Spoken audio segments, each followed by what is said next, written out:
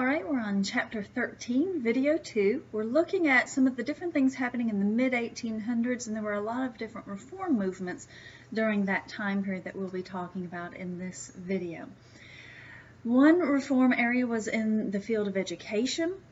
We had increasing literacy in the United States, but it still wasn't of a high enough level for people to really be satisfied.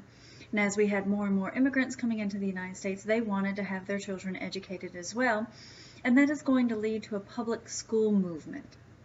Horace Mann is going to lead the drive for a statewide school system and to have some regulations for teachers, some standards for what the school year will look like, the qualifications that teachers needed to have. We didn't have any of that in place before. And there will start using taxes to pay for the schools. So we have public schools developing taxpayer schools and so forth. And the minimum school year was for 6 months. We also see some changes in education at the higher levels. 9 colleges that had begun during the colonial period were still operating, but they had small numbers of students.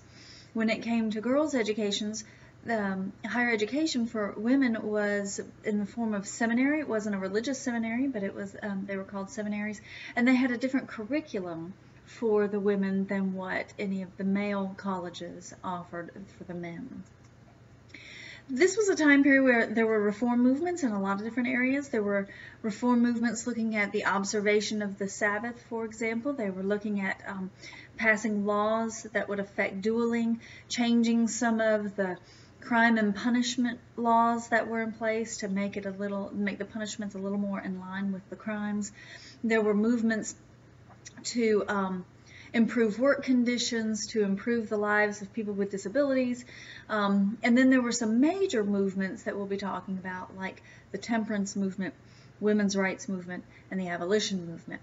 And where this is all coming from is we do see a rise in the number of urban middle-class women who maybe had help in the home and so they had time on their hands, women who were not working in factories and so forth, so they had a little bit of extra time to get involved in different reform activities. We'll talk first about the temperance reform. This was a movement to try to outlaw alcohol. In the 1810 census, we see that there were 14,000 distilleries in the United States with roughly 25 million gallons of liquor being produced in a year. It seemed like an excessive amount. But one of the driving forces in this temperance movement is going to be factory owners. These wealthy factory owners didn't want their employees coming to work drunk or hungover, not because they had any real care for their employees, but if the employee was impaired in some way and broke the equipment or got a hand stuck in the equipment or something like that, production would fall off, and it might limit production for a couple of days, and the factory owners didn't want that to happen. But we start to see some different temperance groups forming in the early 1800s, and it'll extend all the way through the 1800s until ultimately they will get prohibition passed. We see some reform also with prisons, trying to change the tone of prisons to one of more rehabilitation. We see penitentiaries developing more in this time period where the criminals, the convicted criminals could be penitent for their crimes and have a little bit better treatment. Mind you, the treatment was still quite awful, but better than what it had been before. We also see with that a desire to remove the mentally ill from prisons. They had all been lumped together. When society didn't know what to do with a mentally ill person, they got put into prison. And so there was a movement to try to have more asylums for the mentally ill. These mental hospitals of the time period were horrible conditions, but still it was seen as a better thing to have the mentally ill out of the prisons. Dorothea Dix is going to be a woman behind a lot of this movement. She had gone into prisons to do a Sunday school service, and she is going to realize that some of the people in her Sunday school weren't criminals.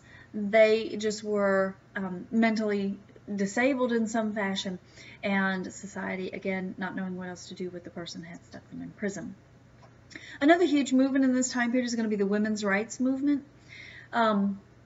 There was an idea called the cult of domesticity at the time, and still around today. It's the idea that a woman's place is in the home. And so what we are seeing with some of these women's rights activists is this is going to end up being extensions from other reform work that they had done. For example, some women had gotten involved in the temperance movement because, if the husband was drunk and spending the family money or beating on the wife or the kids, then it certainly affected the home. So some women are going to get involved in the women's rights movement as an extension of other reform movements that they were participating in. But women really didn't have very many rights whatsoever. We've talked about it before. They couldn't vote, they couldn't control property, they couldn't sign contracts, they couldn't participate in most professions, they couldn't go to colleges like the men went to colleges, and so forth. Couldn't sue without a husband's permission, and so forth. Now, there were two early women's rights activists, one Lucretia Mott and Elizabeth Cady Stanton, and they had gone to England and had seen some of the women's rights activists and the movements being done in England. And they decided to come back to the United States and have a women's rights convention here. And they're going to have it in Seneca Falls, New York in 1848. And out of that convention, they will issue something called the Declaration of Sentiments. And in the Declaration of Sentiments, they patterned it after the Declaration of Independence, only anytime men were referred to, they added and women. So men and women would have these rights in the Declaration of Sentiments. A few years later, we're going to see Susan B. Anthony become actively involved in the women's rights movement. And by the 1860s, we'll see 12 states allowing women some control over property. But to a certain extent, that's due to a lot of issues from the Civil War, the men being dead or missing or what have you. We also see on the quirkier side some other movements that came about where people decided to go off and form their own communities based on certain ideas. These are referred to as utopian communities because these people are going off to create their idea of a utopia, the perfect society. And one of these groups was the Shakers. This was led by a woman named Mother Ann Lee, who said that God does not have a gender, but that she was the female incarnation of God. And people are going to believe her and come and live on this commune. They will hold property in common. You could leave if you wanted to leave, and I suppose some did. One of their main rules was that you could not have sex, so they're going to die out. They are going to make money doing a variety of different things, but one main thing that they did was build furniture. And still to this day, Shaker furniture, if it's truly Shaker furniture from that time period, is extremely valuable. Another society, one of these utopian communities that kind of took a different perspective on sex, was the Oneida community, which was formed by a man named John Humphrey Noyes. And part of the idea of the Oneida community was complex love or free love. You could sleep with whomever you wanted to sleep with. He will get in trouble for that and have to somewhat go on the run from the authorities for that. But in the meantime, a steel animal trap inventor had come to this community, and in some of the steel work that was started to be done in the community, they started to make some silverware. And in 1881, the Oneida community became a joint stock company, and you can go and buy Oneida silverware at a number of different places today.